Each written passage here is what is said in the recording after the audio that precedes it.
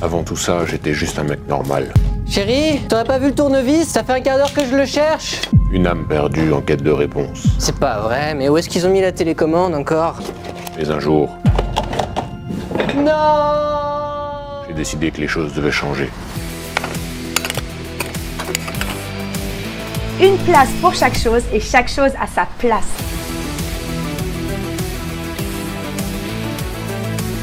C'est important de savoir que quoi qu'il arrive, avant de ranger, il faut désencombrer.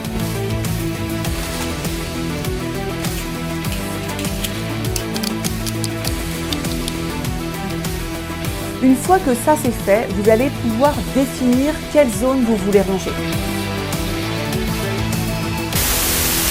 Ne me quitte pas, il faut tout plier, tout peut se plier, même les pyjamas, plier tout le temps, les draps étendus, les serviettes perdues. Et les draps housses? Bah oui, les draps housses aussi. Oh bah je m'en vais. Attends!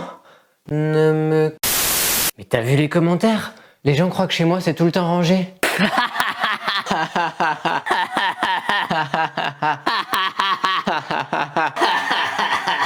Non.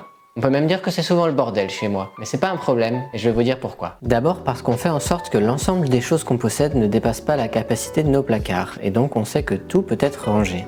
Aussi, chaque chose a une place définie. Donc si je décide de ranger, par exemple quand je vais recevoir des invités ou quand il faut faire un peu de ménage, pas besoin de passer un quart d'heure à me demander où je vais pouvoir mettre telle ou telle chose. Chaque objet retrouve sa place en 2 secondes et le rangement d'une pièce ne prend pas plus de 5 minutes. Enfin, la place de chaque chose est connue de tous ou elle est identifiée avec des étiquettes. Comme ça, n'importe quel membre de la famille peut remettre les choses à leur place quand il en a besoin. Arrêtons de perdre notre temps à ranger. Soyons organisés.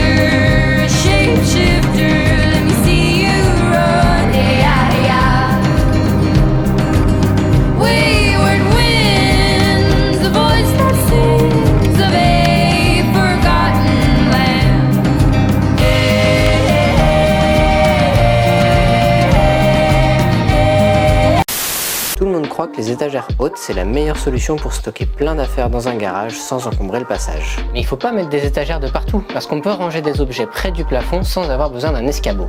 Et j'ai bien l'intention d'en profiter. Pour ça, il suffit de sélectionner des objets qui sont assez grands pour que la partie haute soit accrochée près du plafond pendant que vous tenez la partie basse. Je peux le faire par exemple avec ma longboard, les sièges pour les enfants ou mon escabeau. Ouais, mais si ton plafond est à 4 mètres de haut, ça marche pas. Non, effectivement, là ça marche pas. Ah ah! Pour ce type de rangement, on peut acheter des crochets tout faits ou en fabriquer soi-même avec de la quincaillerie.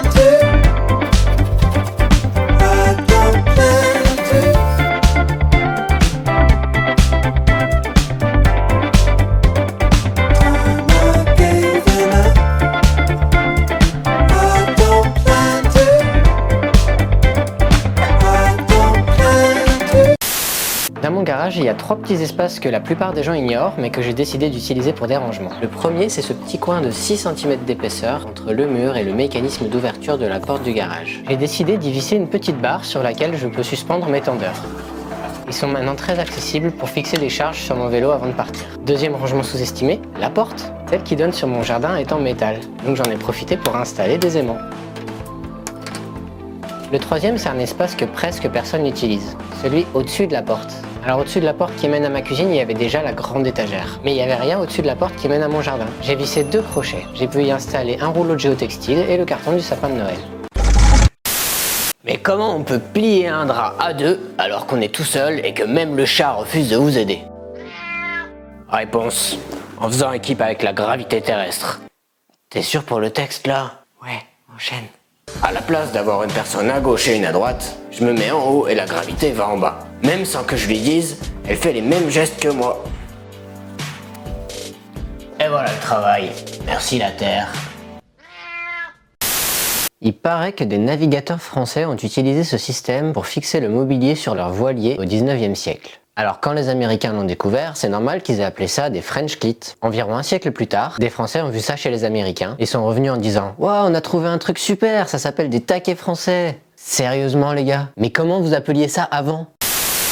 Rangeman, qu'est-ce que tu me conseilles pour ranger ma trottinette et celle de ma fille? Je pense qu'un placard d'1,20 m de haut devrait faire l'affaire. Il suffit de plier les trottinettes et de les ranger à l'envers pour qu'elles tiennent debout sans rouler en arrière. Et j'utilise ça aussi pour emmener mon fils avec moi. Aucun problème, je t'ajoute une petite tablette. Ah, et je t'ai pas dit, y a ma femme qui fait du longboard et mon fils aura bientôt sa propre trottinette. T'inquiète, il reste largement la place. Cette trottinette ne se plie pas mais elle se démonte et on peut suspendre le guidon sur le côté. Est-ce que tu peux mettre mes freelines aussi? Tu sais faire de ça toi? Bah bien sûr. Je vais quand même t'ajouter les casques. Ça pourrait servir. Allez, bonne route. Merci. Je vois souvent dans des ateliers des taquets français avec un seul objet sur chaque bloc. Mais alors pourquoi vous vous êtes emmerdé à faire un système de taquets français? Dans ce cas, utilisez plutôt un panneau perforé par exemple. En 2 minutes, vous pouvez y mettre des crochets et suspendre tous vos outils. Il y a 2 raisons pour lesquelles c'est vraiment intéressant de regrouper plusieurs outils sur les taquets français. La première raison, c'est qu'on retrouve plus vite ce qu'il nous faut. C'est quand même logique de s'y retrouver plus vite avec 10 blocs de 10 outils classés par thème qu'avec 100 blocs de 1 outil.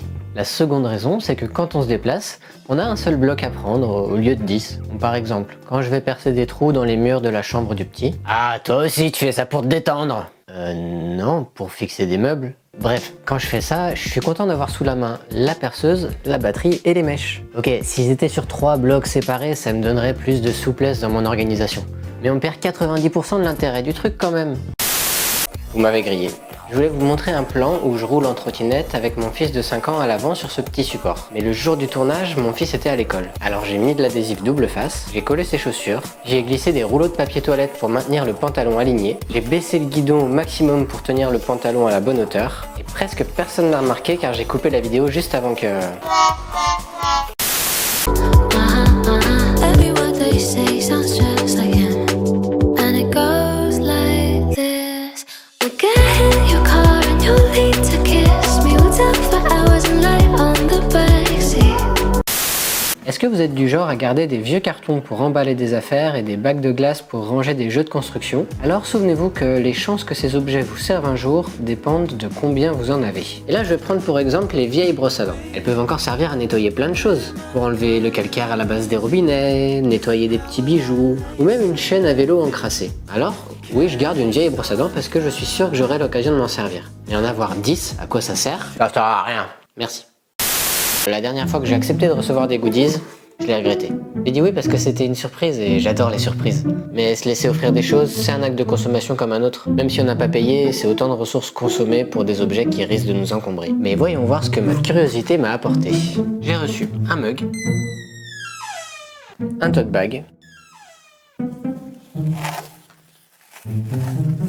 et une gourde. Quand on garde des vieux objets jetables comme des boîtes vides ou des chaussettes seules, il y a une technique qui permet de garder le contrôle pour ne pas avoir trop de déchets. C'est de les mettre dans un endroit de taille limitée. Là, je vais prendre comme exemple le cas des sacs en papier. Je m'en sers par exemple pour aller racheter des fruits et légumes à la supérette ou pour rembourrer des colis et protéger ce qu'ils contiennent. Avant, je gardais mes sacs en papier dans une pile. J'avais tendance à les accumuler inutilement. Maintenant, je les mets sur cette étagère. Et simplement, quand c'est plein, j'arrête d'en ajouter. J'utilise la même méthode pour limiter les anciens bacs à glace. Eux, ils me servent parfois pour emporter des repas froids, si j'ai besoin de quelque chose de plus léger qu'un récipient en verre. Ils me servent aussi à ranger des petites pièces de jeux de construction. Et ben, je les range dans ce tiroir. Je peux en mettre 1, 2, 3, 4, ça passe. Mais le 5e, ça passe plus.